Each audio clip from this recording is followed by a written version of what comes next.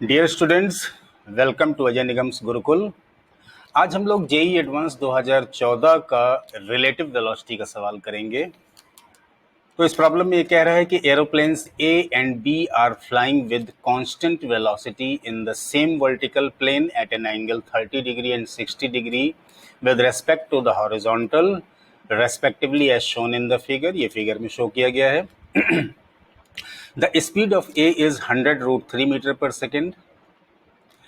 At time t is equal to 0 second, an observer A finds B at a distance of 500 meter.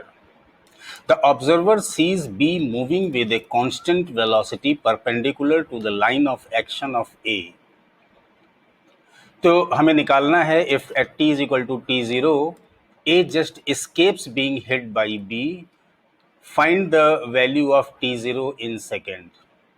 Okay तो ये purely relative velocity का सवाल है। ए aeroplane इस direction में जा रहा है हॉरिजॉन्टल 30 डिग्री से, बी प्लेन इस डायरेक्शन में जा रहा है हॉरिजॉन्टल से 60 डिग्री पे। अब ए पे बैठे ऑब्जर्वर को जो भी दिखेगा, तो अगर कोई ऑब्जर्वर ए पे बैठा हुआ है तो उसको ऐसा महसूस होगा कि ए रुका हुआ है, मतलब एरोप्लेन ए रुका हुआ। ऑब्जर्वर जो ए पे बैठा हुआ उसको ऐसा महसूस होगा कि ए रुका हुआ है और बी उसकी तरफ 90 डिग्री पे आ रहा है। ओके, और हमसे ये कहा गया है कि at t is equal to t0 second पे बी प्लेन ए से 500 मीटर पे है। ठीक है, तो अब चूंकि जो ऑब्जर्वर ए पे बैठा हुआ उसको ऐसा महसूस होगा कि ए एरोप्लेन रुका हुआ है और बी उसकी तरफ velocity of B with respect to A की वेलोसिटी से 90 डिग्री पे आ रहा है। ओके, तो अभी हमारा जो काम होगा वो होगा कि हम velocity of B with respect to A निकाल लें। ओके, तो ये हमारा हो जाएगा, हमको मालूम है velocity of B minus velocity of A, मतलब बी के एक्चुअल वेलोसिटी में से ए की एक्चुअल वेलोसिटी को कम कर देंगे। ओके, तो यहाँ से अगर हम वेक्टर ट्रायंगल बनाना चाहेंगे तो we B is equal to हमारा मिल जाएगा we B A plus v ए।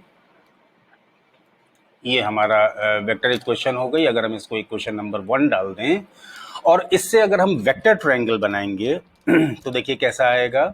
सबसे पहले हम वेक्टर ट्रायंगल बनाने के लिए एक ऐसी हॉरिजॉन्टल लाइन ड्रॉ कर देते हैं। ठीक है, और इससे एक 30 डिग्री पे एक हमने लाइन खींच ली। ओके, और इससे एक 60 डिग्री पे एक लाइन खींच ली। तो एज्यूम करते हैं कि ये 60 डिग्री है और ये 30 डिग्री है। ठीक है, तो ऑब्वियसली अगर हम ये कोई वेक्टर लेते हैं तो ये वी ए वेक्टर होगा, और ये इसको भी अगर हम वेक्टर लेते हैं तो ये वी बी वेक्टर होगा, क्योंकि बी हॉरिजॉन्टल से 60 डिग्री पे मूव कर रहा है। अब ए पे बैठे ऑब्जर्वर को ऐसा लगता है कि बी उसकी तरफ आ रहा है 90 डिग्री पे। तो हम क्या करेंगे, वी बी के टेल से इस इक्वेशन को फॉलो करेंगे, इस इक्वेशन को भी फॉलो करेंगे और जो गिवन है प्रॉब्लम में उसको भी फॉलो करेंगे। वी बी के टेल से एक वेक्टर खींचेंगे जो कि इस वी ए वेक्टर के परपेंडिकुलर हो। तो इस इक्वेशन से हमें दिखेगा और इस वेक्टर ट्रायंगल से भी दिखेगा कि v B A plus v A is equal to v B होगा। तो ये वाला जो वेक्टर होगा हमारा, जो हमने ए के 90 डिग्री पे खींचा है, वो हो जाएगा we B A vector. Okay, अब इस वेक्टर ट्रायंगल में हम देखेंगे, अगर हम इसको मान लिया कि इस ट्रायंगल को कुछ नाम दे देते हैं, सपोज करते हैं ये P पॉइंट है, ये Q पॉइंट है और ये R पॉइंट है। तो इस ट्रायंगल पी क्यू आर में ये 60 डिग्री एक्सटीरियर एंगल होगा। तो sum of other two interior angle, मतलब angle P plus angle R is equal to 60 degree हो जाएगा। अच्छा, चूंकि एंगल P 60 डिग्री है तो एंगल P 30 डिग्री है, तो एंगल R भी 30 हो जाएगा। तो यहाँ से हमें angle R is equal to 30 degree मिल जाएगा। ओके, तो ये एंगल हमारा 30 डिग्री हो गया। अब सपोज करते हैं कि ये जो पॉइंट है जहाँ पे वी बी ए पे टच कर रहा है अपने एरो से, ये पॉइंट सपोज करते हैं अगर एस है, ठीक है, तो in in vector triangle Q S R, in vector triangle Q S R, ये वाला वेक्टर ट्रायंगल है ना। तो इस वेक्टर ट्रायंगल में एक side v B A vector है, एक साइड वी ए वेक्टर है और एक साइड वी बी वेक्टर है। तो यहाँ से हम relative velocity of B with respect to A आसानी से निकाल सकते हैं, और relative velocity of B with respect to A जो हो जाएगा वो हो जाएगा we B sine 30 degree. Right angle triangle है और angle R is equal to 30 degree है, तो वी बी ए का जो मैग्नीट्यूड हो जाएगा, वेक्टर वी बी ए का जो मैग्नीट्यूड हो जाएगा वो हो जाएगा वेक्टर वी बी का मैग्नीट्यूड इनटू साइन 30 डिग्री। ठीक है। तो यहाँ से वी बी साइन 30 डिग्री आ जाएगा। ओके, ये आ जाएगा। अब फिर हम देखेंगे कि इसी वेक्टर ट्रायंगल से, मतलब Q S R vector triangle से we B cos 30 degree, V B cos 30 degree is equal to V A है। ओके, अच्छा, प्रॉब्लम में ये गिवन है कि V A is equal to velocity of speed of A जो है 100√3 metre पर सेकेंड है, मतलब ये हमारा यहाँ पे वी ए दिया हुआ है।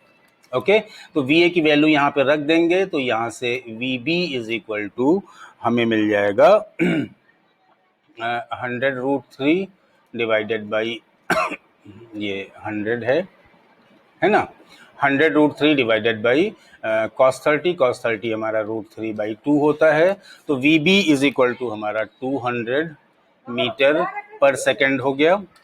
Okay, v B is equal to हमारा 200 मीटर पर सेकेंड हो गया। वी बी की वैल्यू हम यहाँ पे रख देंगे तो हमको वी बी ए मिल जाएगा।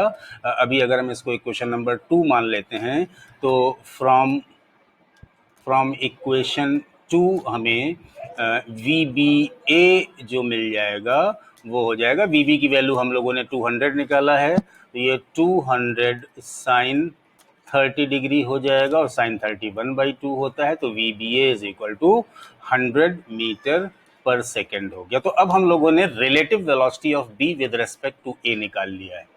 ओके, और इसी वेलोसिटी से ए पर जो ऑब्जर्वर बैठा होगा उसको दिखेगा कि बी एरोप्लेन उसकी तरफ 90 डिग्री पे आ रहा है। ठीक है, at t is equal to T0 पे बी एरोप्लेन ए से 500 मीटर पे है।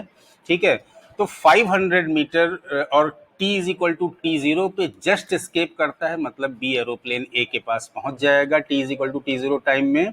ठीक है, तो simply velocity is equal to, क्योंकि अनएक्सेलरेटेड मोशन है, velocity is equal to distance upon time लगा करके यहाँ पे हम आसानी से इसको आगे सॉल्व कर सकते हैं। तो यहाँ पे हम देखेंगे कि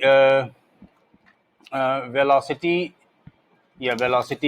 नहीं भी लिखें इसको, तो हम स्पीड लिखेंगे।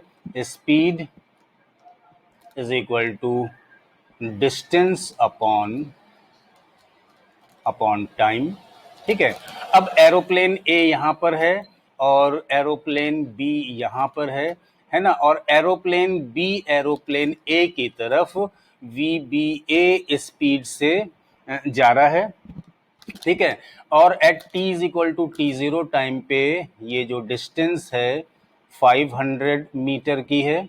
ठीक है, और तो ये जो डिस्टेंस है बी एरोप्लेन, अब यहाँ पे चूंकि रिलेटिव वेलोसिटी कंसीडर कर रहे हैं तो ए स्टेशनरी कंडीशन में होगा, ए पे जो बैठे ऑब्जर्वर के लिए।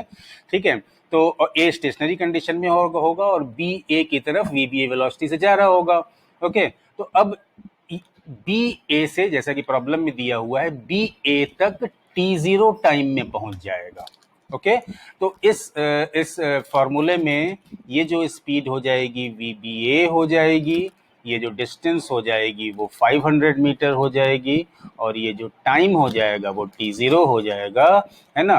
तो T0 is equal to VBA हम लोगों ने 100 मीटर पर सेकेंड निकाला था, तो यहाँ पे 100 रख देंगे और ये हो जाएगा 5 सेकेंड्स टाइम निकाला है हम लोगों ने, यहाँ पे ये हो जाएगा 5 सेकेंड्स। तो इसका मतलब BA तक 5 सेकेंड्स में पहुंच जाएगा। ठीक है, BA तक 5 सेकेंड्स में पहुंच जाएगा और उसी समय A उसको एस्केप कर जाएगा। ठीक है, तो हमारा इस क्वेश्चन का जो राइट आंसर है T is equal to 5 seconds होगा। Thank you friends, thank you students. उम्मीद है आपको ये प्रॉब्लम समझ में आई होगी, और अगर आपको कोई और इसके अलावा भी प्रॉब्लम होती है तो आप कमेंट बॉक्स में हमसे पूछ सकते हैं।